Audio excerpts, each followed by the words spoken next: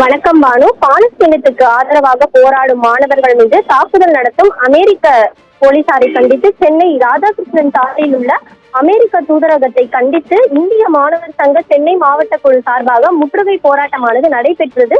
தொடர்ச்சியாக அமெரிக்க பல்கலைக்கழகங்களில் பாலஸ்தீன ஆதரவு போராட்டங்கள் தீவிரமடைந்து வரும் நிலையில் மாணவர்கள் கைது செய்யும் நடவடிக்கைகள் காவல்துறையினரால் தீவிரப்படுத்தப்பட்டு வருகிறது. மேலும் காசாவில் தொடர் தாக்குதல்களை நடத்தி வரும் இஸ்ரேல் ராணுவத்தை கண்டித்தும் போரை தடுத்து நிறுத்த அமெரிக்க அரசை வலியுறுத்தியும் அமெரிக்காவின் பல்வேறு மாகாணங்களில் பல்கலைக்கழக மாணவர்கள் தொடர் உள்ளிருப்பு போராட்டங்களில் ஈடுபட்டு வருகின்றனர்.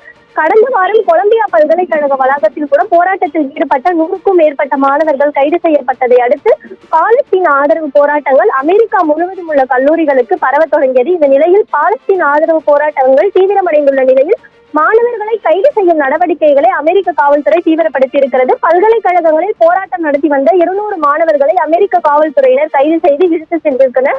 மேலும் கைது நடவடிக்கைக்கு கண்டனம் தெரிவித்துள்ள மாணவர் அமைப்பினர் மேலும் இந்த போராட்டத்தை தீவிரப்படுத்தும் என தெரிவித்திருந்த இந்த நிலையில் அமெரிக்காவில் பாலஸ்தீனத்துக்கு ஆதரவாக போராட்டத்தில் ஈடுபட்ட மாணவர்கள் மீது காவல்துறை கடுமையாக நடவடிக்கை எடுத்ததால் இதனை கண்டித்து தற்பொழுது எஸ்எஃப்ஐ சென்னை மாவட்டம் சார்பாக ராதாகிருஷ்ணன் சாலையில் இருக்கக்கூடிய அமெரிக்க தூதரகத்தை முற்றுகையிட்டு சென்னை ராதாகிருஷ்ணன் சாலையில் உள்ள அமெரிக்க தூதரகத்தை கண்டித்து இந்திய மாணவர் சங்க சென்னை மாவட்ட குழு சார்பாக முற்றுகை போராட்டம் நடத்த மாணவர்கள் ஒன்று திரண்டனர்.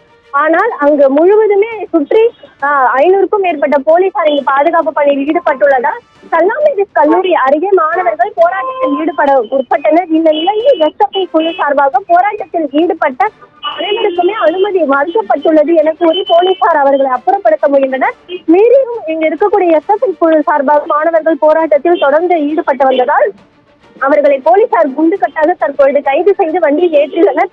மேலும் போராட்டமானது முற்றிலும் எங்களுக்கு மறுக்கப்படுவது மிகவும் தவறு என மாணவர்கள் தற்பொழுது குற்றம் சாட்டியுள்ளனர். மேலும் தங்களது போராட்டம் தொடரும் எனவும் பாலஸ்தீனத்துக்கு ஆதரவாக போராடும் மாணவர்கள் மீது தாக்குதல் நடத்தும் அமெரிக்கா மிகவும் கண்டிப்பதாகவும் எஸ்எஃப்ஐ சென்னை மாவட்டத்தில் சார்பாக முற்றுகை போராட்டமானது தற்பொழுது நடைபெற்றது.